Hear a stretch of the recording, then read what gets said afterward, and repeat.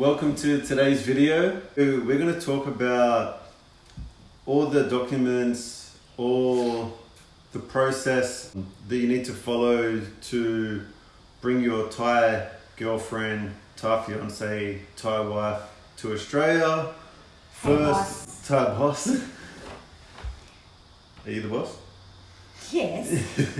To Australia, first for a holiday on a tourist visa, and then we'll talk about the process that we went through in bringing Nui to live here.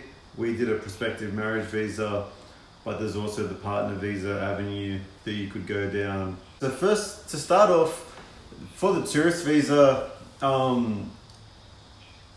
you can do it two ways. You can create an online IMI account on the Australian immigration website. We'll have a link on there, show you how to set up your own online IMI account, and then you use the account to create an application, answer a whole range of questions, and upload documentation that is required to go through the process. The other way is you go to the online immigration website, you print off the application for a tourist visa, and you physically fill out all the answers on the application with a pen.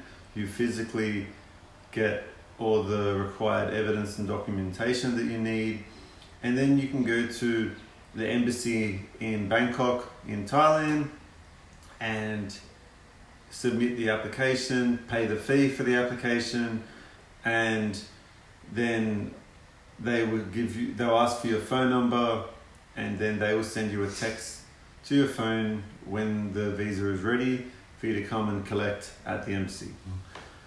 Both ways are fine. We've done both ways before, but I would say that again, it depends just the processing times at the time when you've applied for the visa.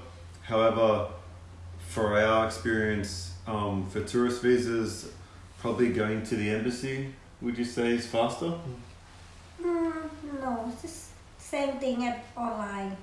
Yeah, just so first off, when Nui first came to Australia, we actually used an immigration agent in Phuket, where we paid, I think it was about 25,000 baht, which is about 1,000 Australian dollars. About 1,100 Australian dollars. Pretty much all they do is collect all the documents and they fill out the application, but you still need to get all your documents. You need to go around and get all the information in Bangkok. And you give them the information, and they just put it together in a portfolio to make it look professional to then send to the embassy in Bangkok.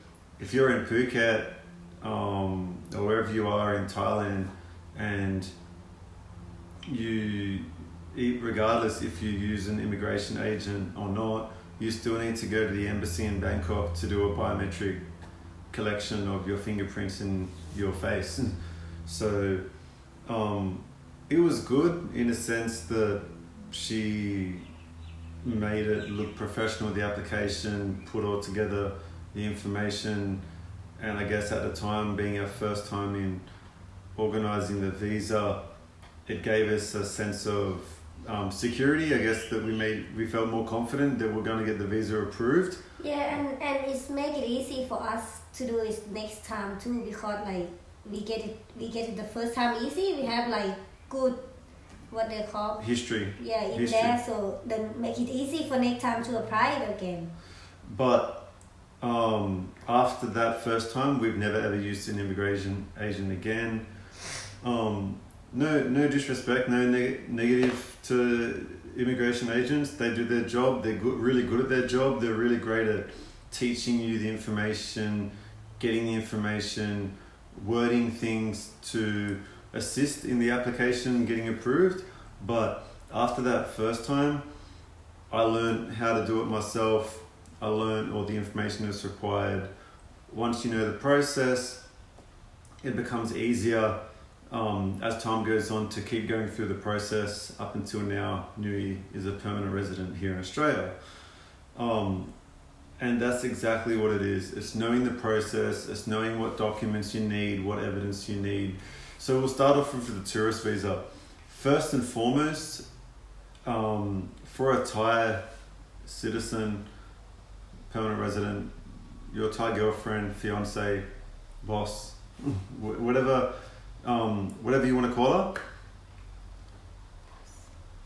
if she doesn't have any assets in Thailand, which is if she doesn't have a Thai business, if she doesn't have her own house, if she doesn't have her own car, if she doesn't have something strong to connect her to going back to Thailand, 100% you need to make a sponsorship letter, and you need to make it clear in the letter that when you started your relationship, what's the reason she's coming to Australia, how long she's going to be in Australia, what do you plan to do when she's in Australia, and making it clear that you as a sponsor is going to 100% taking care of accommodation, finances, food, water, anything that requires care while she is in Australia. You as a sponsor need to make that clear in your sponsorship letter. The next thing is you need to have proof of the relationship. So that could be in the form of A text message? text messages. A photo? That could be photos together on your trips to Thailand. And not just the one trip that you've been there for a week and then come back to Australia again, and then all of a sudden you want to bring it to Australia. It needs to be consistently ongoing, showing that you are in a genuine relationship, to show immigration that you're really in a relationship with this person, you're serious about this person, and that it's ongoing. So that could also be your mobile phone bills, showing that you've been consistently calling this Thai international number while you've been separated and you've been back here in Australia and your Thai partner's still been over there in Thailand. It could be immigration stamps on your passport when you've entered Thailand, showing that you've consistently been going to Thailand to visit your partner. Evidence of being financially capable. So both you and your Thai partner need to go to the bank or go online and print off bank statements showing that you can financially look after her while she's in Australia, that your Thai partner is getting money financially as well, and that she's not going to be stuck in Australia and without money, without being looked after.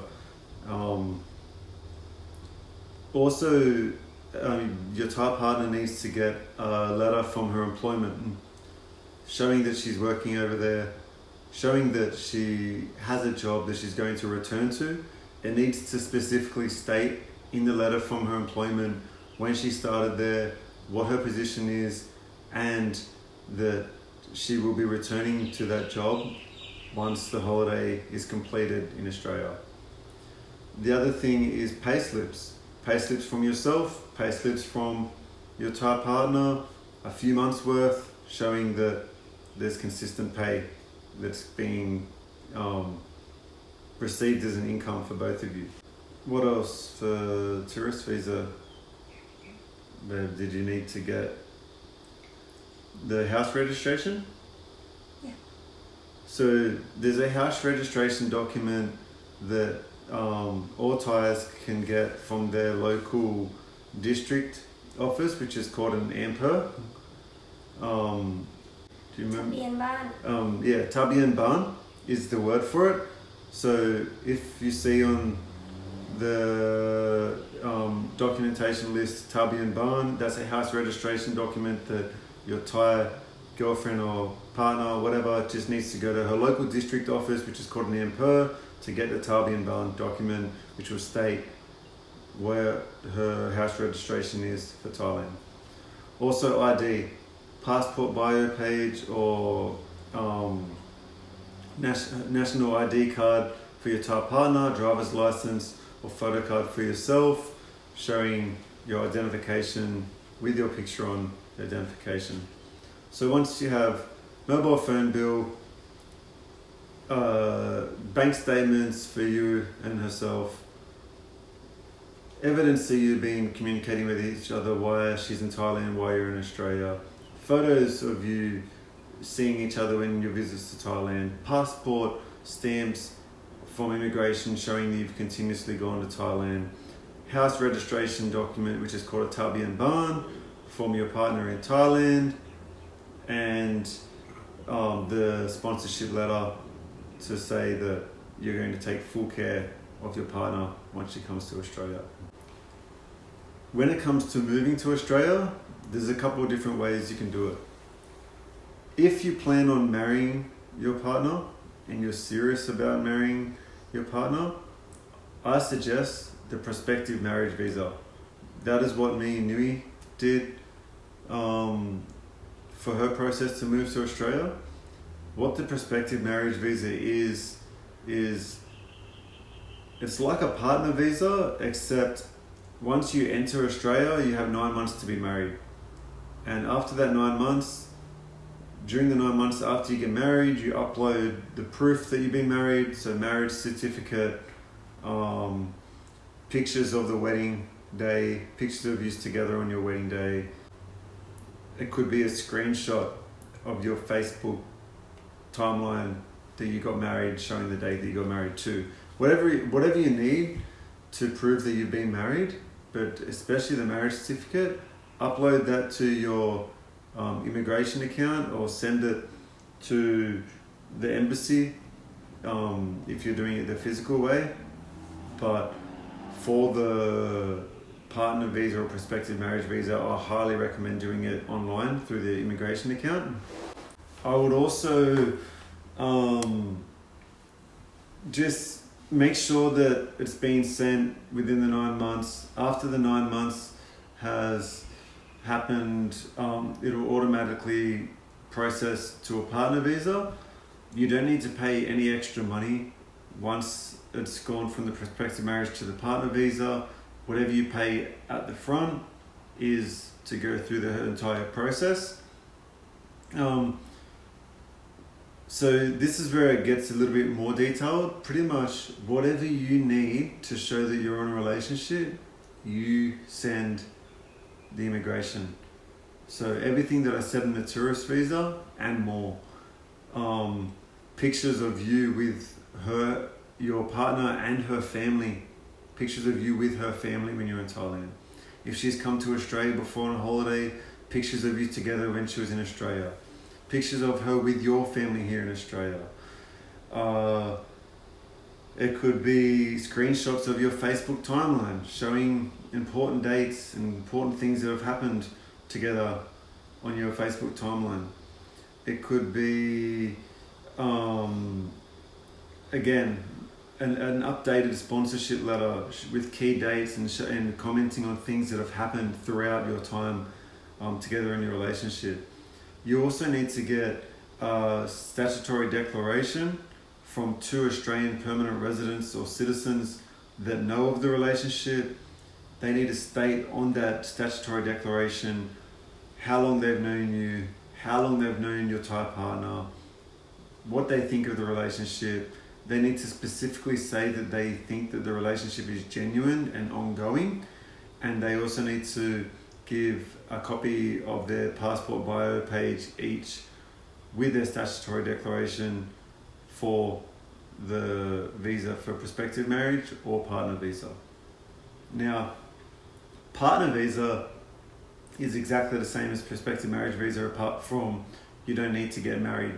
It's just if you're in a de facto relationship and that you want them to move to Australia, all the same information, but considering you don't have any intention to get married anytime soon, or it's not in the plans yet, I highly suggest that you give as much information as possible for the partner visa to ensure that immigration have every chance and give yourself every chance possible to get it approved. Now, there's also an immigration forum online that you can search, and it's got so many different people going through the same process, some from Thailand, some from countries all over the world, and it's really useful to get information, see what other stories are happening, see other people that have applied at similar times than you, and when they get approved, to see if you're going to get your visa approved anytime soon. But lastly, what I would say is follow the process, give as much information as you can, and continually check your emails, check your spam folders. We had an issue where they asked us for extra information. I responded to the email with the extra information because I had run out of document capacity to upload to my IMI account, and Nui was on a multi-entry tourist visa. She applied offshore, so when you apply offshore, that means that it won't get approved unless you're offshore. So what I mean by that is, you apply from Thailand, you have to be in Thailand when the visa is approved. You apply in Australia, you have to be in Australia when the visa is approved. So Nui applied in Thailand. She came here on a tourist visa. We extended the tourist visa from a 3 months to a 6 months multi-entry tourist visa, so she could come and go for 6 months. And then we set it up that around this time that we predicted they may approve the prospective marriage visa, we went back for a holiday to Thailand. It got to our second last day in Thailand. I sent them an email asking what's going on, when is it going to be approved, because we've uploaded everything, and they sent back to me saying that they were still waiting on a document that they asked me for 3 months ago, where I'd already emailed it to them literally within the same week that they asked me for the documentation. So luckily I forwarded on the email to the immigration in Bangkok, showing them that I did send it to them already, and within 1 hour they approved Nui's visa. And this was on a Friday. On the last day, we stayed there. Yeah. On a Friday. I can't remember what day, but I remember it's the last day of our holiday. Yeah, last it's time day. to go back home. Yeah, so literally I think it was a Friday, and I think the Saturday night we were flying back to Australia. So really luckily that I followed up, really lucky that I sent them an email, really lucky that I had the original to forward to them, and then they approved it within 1 hour. So again, good luck everyone with your visa applications. We hope that we've helped you out in some form, some capacity, and this is our story for Nui moving to Australia. We did the prospective marriage visa. You do what suits you, what suits your relationship and your story. Give as much information as you can. Write on our comment feed any questions, happy to answer them. Anyone else that's had any experiences and have something positive to share to help others, put it on the video. But until next time, thanks, take care, bye. Bye.